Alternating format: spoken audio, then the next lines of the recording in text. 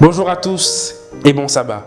C'est un réel privilège pour moi et un réel plaisir d'être avec vous ce matin à travers notre site officiel de l'Église adventiste du 7e jour de Mayotte.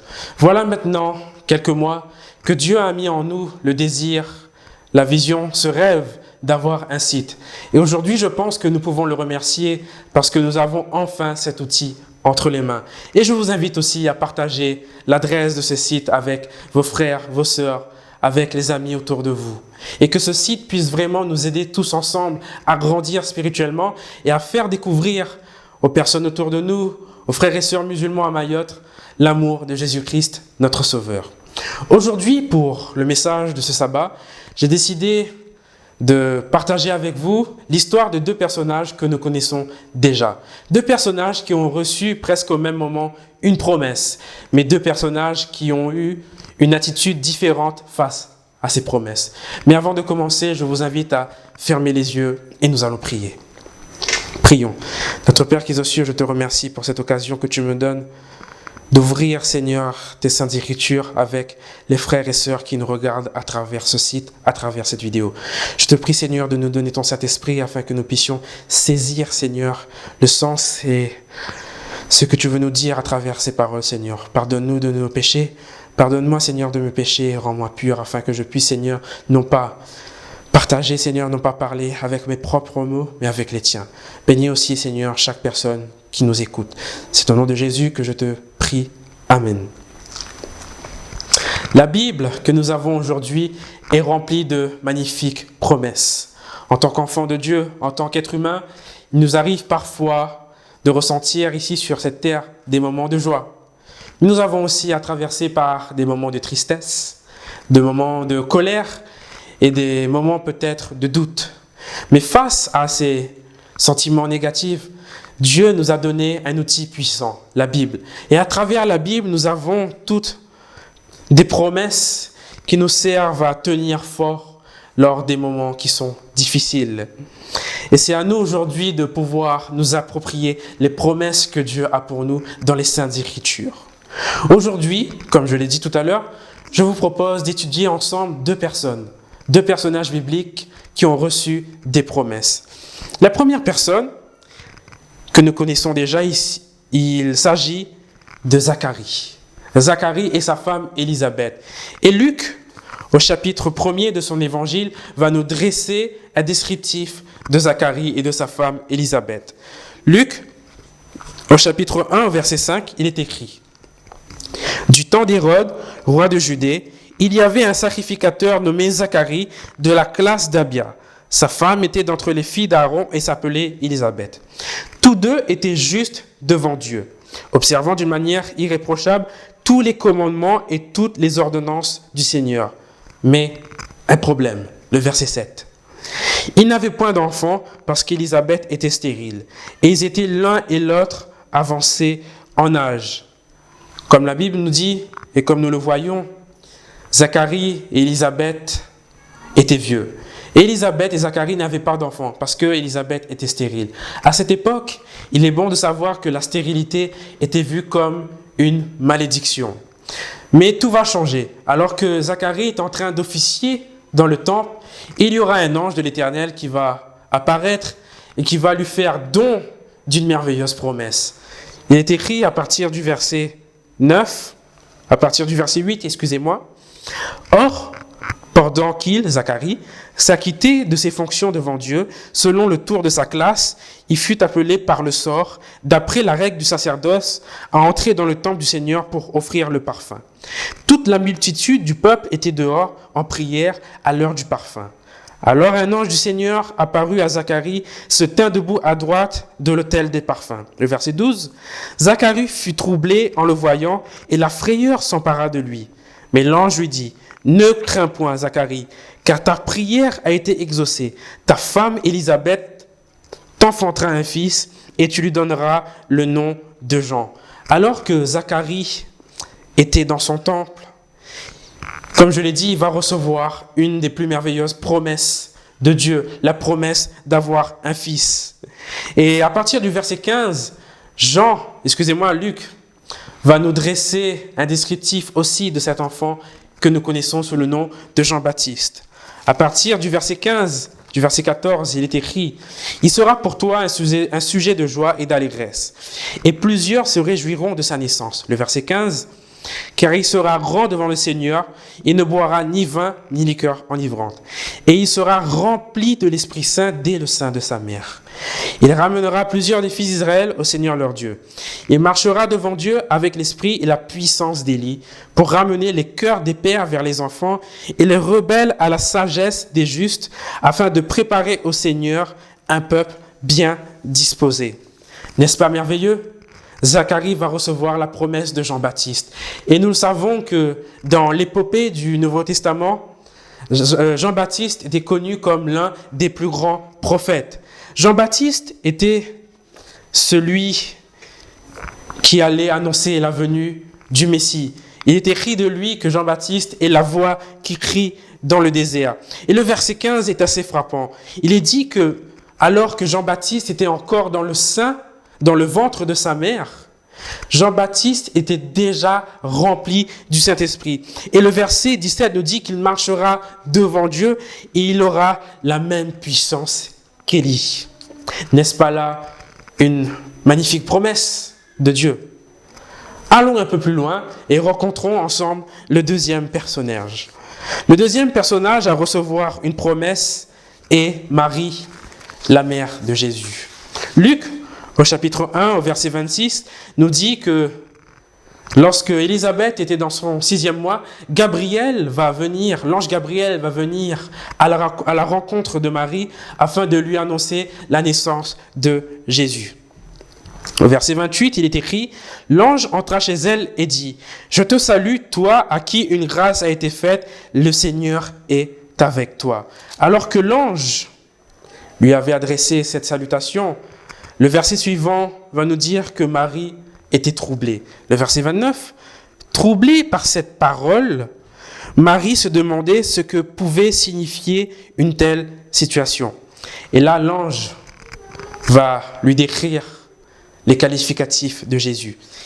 Au verset 31, « Et voici, tu deviendras enceinte et tu enfanteras un fils, et tu lui donneras le nom de Jésus. Il sera grand et sera appelé fils du Très-Haut.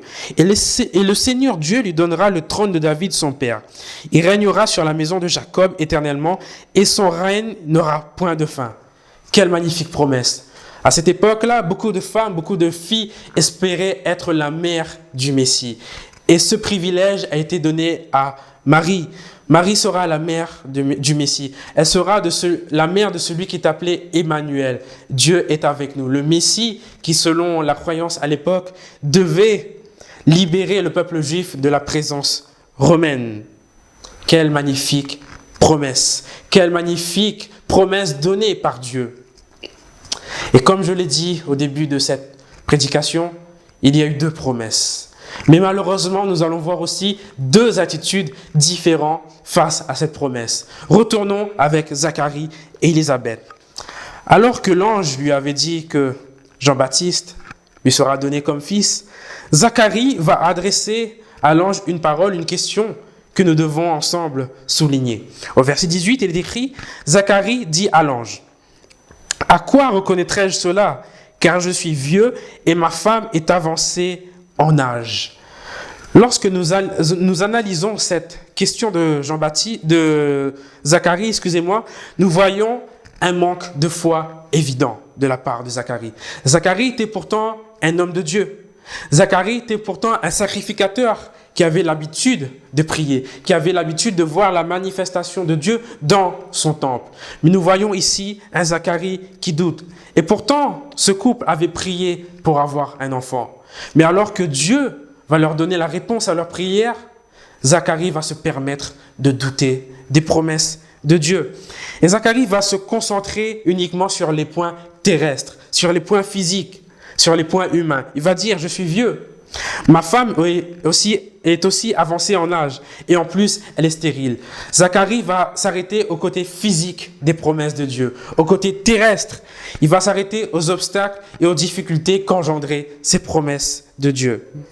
Alors que sa femme, qui s'appelait Élisabeth qui signifie le Dieu de la promesse, nous voyons que ce couple-là est en train de douter des promesses de Dieu. Et à cause de cela, à cause de son manque de foi, l'ange de l'Éternel va rendre Zacharie muet jusqu'à la naissance de son fils. Maintenant, analysons ensemble l'attitude de Marie. Comme je l'ai dit, lorsque Gabriel vient parler à Marie, Marie aussi était troublée. Le verset 9 nous dit « Troublée par cette parole, Marie se demandait ce que pouvait signifier une telle salutation. » Et quelque part, je peux comprendre que Marie a été troublée. Elle voit un ange, et cet ange ne va pas s'arrêter à là. Cet ange va lui dire qu'elle sera la mère du Messie. Il est bon de savoir, comme Marie le dira un peu plus tard au verset 34, qu'elle n'a pas connu d'homme. Marie était encore vierge. Et à cette époque-là, une femme qui n'était pas mariée, mais qui était déjà enceinte, attirait la honte et l'opprobre sur toute sa famille. Donc c'était un réel problème pour Marie, car elle n'était pas encore mariée à Joseph. Mais l'ange va la rassurer. Et au verset 37, 35, 36 et 37, il est écrit « Le Saint-Esprit viendra sur toi, et la puissance du Très-Haut te couvrira de son ombre. C'est pourquoi le Saint-Enfant qui naîtra de toi sera appelé Fils de Dieu. » Au verset 37, il est écrit « Car rien n'est impossible à Dieu. » Et face à cela, contrairement à Zacharie, contrairement à sa proche parent Élisabeth, Marie va avoir une attitude que nous devons tous avoir face aux promesses de Dieu. Au verset 38, il est écrit, c'est Marie qui parle. Marie dit, « Je suis la servante du Seigneur, qu'il me soit fait selon ta parole. » Et l'ange la quitta. Marie ne s'est pas arrêtée au côté physique de la promesse de Dieu. Marie ne s'est pas arrêtée à ses questionnements, à ses doutes humains. Marie ne s'est pas arrêtée aux obstacles, aux difficultés. Marie accepta les promesses et le plan que Dieu avait pour elle. Contrairement à Zacharie et à Élisabeth, Marie avait les yeux de la foi. Et avec ce regard de la foi, cette vision de la foi, Marie pouvait saisir les choses qui n'existaient pas encore. Marie pouvait faire de cette promesse sa promesse, même si elle n'était pas encore enceinte, même si elle n'était pas encore mariée, même s'il y avait des obstacles sur son chemin, à cause de sa foi, Marie pouvait emmener à l'existence ce qui n'existait pas encore pour elle à ce moment-là. Et en tant qu'enfant de Dieu, nous devrions aussi avoir le même regard que Marie. Parce que face à cette promesse, Marie n'avait pas un regard terrestre, un regard humain, mais Marie avait le regard d'un enfant de Dieu. Marie avait la vision d'un enfant de Dieu. Aujourd'hui, nous sommes à peu près 20 millions d'adventistes éparpillés dans le monde entier. Mais peu importe là où nous sommes tous attachés à une promesse principale, la promesse que Jésus-Christ reviendra bientôt. Et il l'a dit lui-même dans Jean,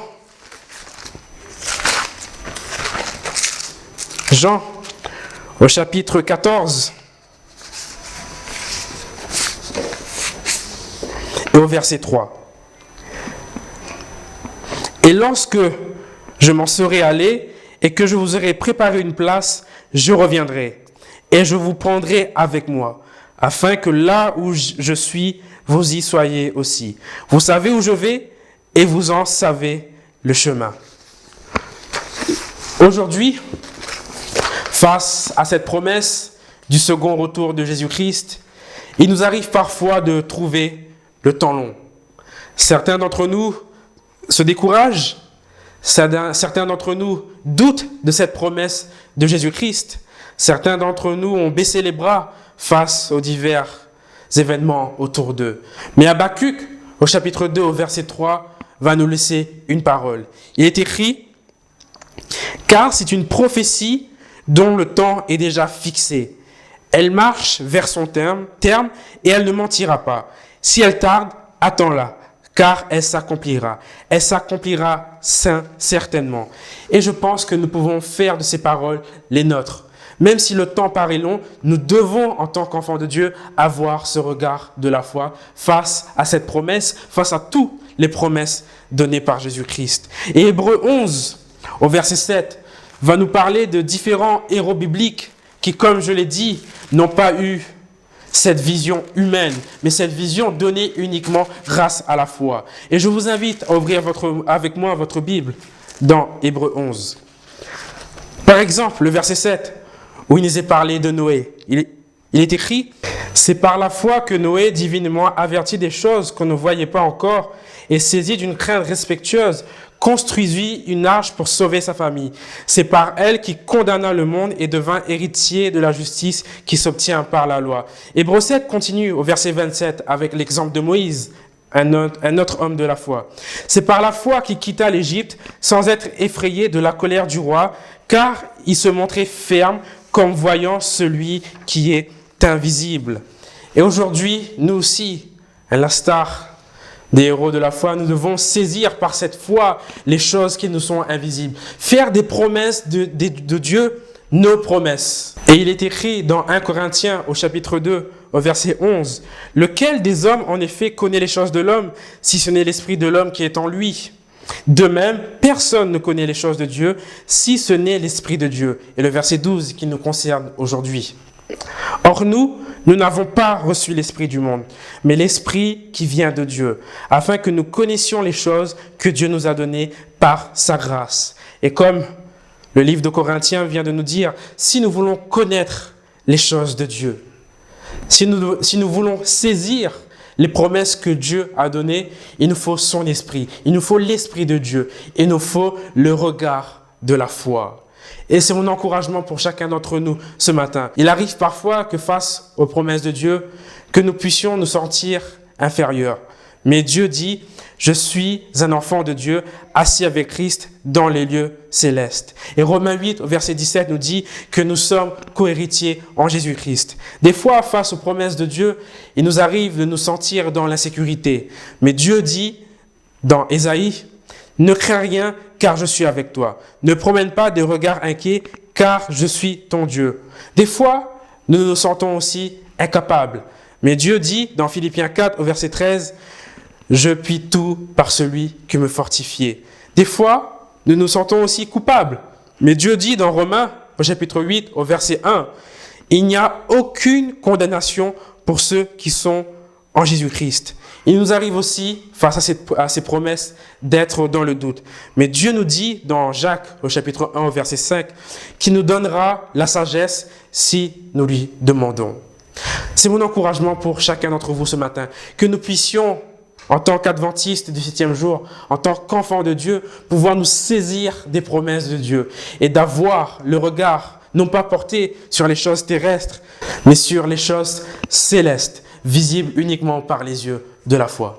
Que le Seigneur vous bénisse et je vous souhaite à tous un très bon sabbat.